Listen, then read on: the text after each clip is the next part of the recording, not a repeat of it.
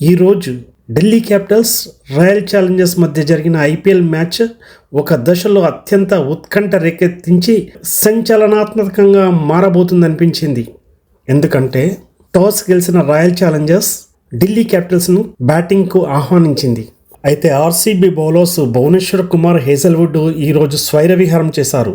వీరి ఇరువురి బౌలింగ్ ముందు ఢిల్లీ క్యాపిటల్స్ బ్యాట్స్మెన్ నిలవలేకపోయారు. భువనేశ్వర్ కుమార్ తన మొదటి ఓవర్లో రెండవ బంతికే సాహిష్ను అవుట్ చేశాడు. మరోవైపు హేజల్వుడ్ తన మొదటి ఓవర్లో మొదటి బంతికే లోకేష్ను అవుట్ చేశాడు. ఈ విధంగా 2 రన్స్కే 2 వికెట్స్ పడిపోయాయి. హేజల్వుడ్ తన రెండవ బంతికి మరో వికెట్ తీశాడు.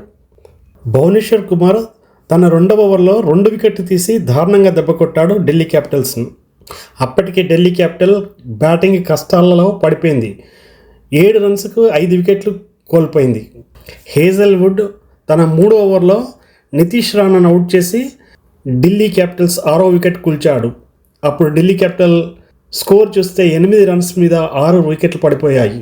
ఈ విధంగా ఢిల్లీ క్యాపిటల్ స్కోర్ 4 ఓవర్లు ముగిసేసరికి 8 రన్స్ 6 వికెట్లు పడిపోయాయి. ఢిల్లీ క్యాపిటల్స్ బ్యాట్స్మెన్ ఇలా రావడం, క్రీజ్లోకి అలా వెళ్ళిపోవడం జరిగింది. నితీష్ రాణా 6వ వికెట్ పడిపోయిన తర్వాత ఢిల్లీ క్యాపిటల్ ఇన్నింగ్స్ను చక్కదిద్దడానికి అభిషేక్ మరియు డేవిడ్ మిల్లర్ ప్రయత్నించారు. ఎప్పుడైతే 8 రన్స్కి 6 వికెట్లు పడిపోయాయో అప్పుడు అనిపించింది ఐపీఎల్ హిస్టరీలో 2017లో royal challengers Kolkata knight riders పైన 49 రన్నుల అత్యల్ప స్కోరుకు ఆల్అవుట్ అయ్యారు. ఇదే ఐపీఎల్ హిస్టరీలో లోయెస్ట్ స్కోర్, అది ఆర్సీబీ పైన ఉంది. ఇది 2017 ఇయర్లో జరిగింది. అయితే ఢిల్లీ క్యాపిటల్స్ను ఆ స్కోర్ను కూడా అందుకోరో అనిపించే అంత దీన స్థితిలో ఢిల్లీ క్యాపిటల్ బ్యాట్స్మెన్ మరియు జట్టు ఉండే.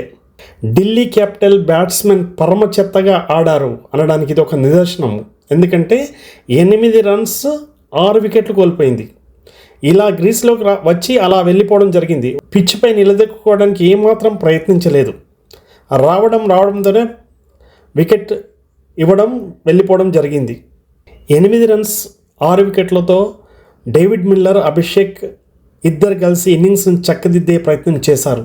వీరిరువురు 8 రన్స్ నుంచి వెళ్ళి స్కోరును 43 రన్స్ వరకు తీసుకెళ్లారు. అక్కడ డేవిడ్ మిల్లర్ అవుట్ అయిపోయారు. ఆ తర్వాత వచ్చిన కెల్లే అభిషేక్తో జత కూడాడు. వారు ఇన్నింగ్స్ను చక్కదిద్దుతూ వీరిరువురు కలిసి ఆర్సీబీ లోయెస్ట్ స్కోర్ అయిన 49 రన్నులను అధిగమించి ఆ లోయెస్ట్ రికార్డు నుండి బయటపడ్డారు. 10 ఓవర్లలోనే ఆల్అవుట్ అవుతుందేమో అనిపించింది. కానీ చివరికి గౌరవప్రదమైన 75 రన్స్ చేసి ఆల్అవుట్ అయింది. 16.3 ఓవర్లు మాత్రమే ఆడగలిగింది. ఢిల్లీ క్యాపిటల్ ఇచ్చిన టార్గెట్ 75 రన్స్. ఆర్సీబీ కేవలం 6.3 ఓవర్లలో అలవోకగా పూర్తి చేసింది.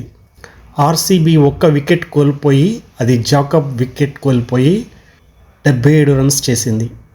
విరాట్ కోహ్లీ 23 రన్స్, అందులో 1 4, 2 సిక్సర్లు ఉన్నాయి. చివరకు దేవదత్ కేవలం 13 బాళ్లలో 34 రన్స్ చేశాడు. 3 4లు 3 సిక్స్లు బాదాడు. దీంతో స్కోరు 77 రన్స్కి చేరింది. 1 వికెట్ నష్టపోయి 6.3 ఓవర్లలో ఆర్సీబీ విజయం పొందింది.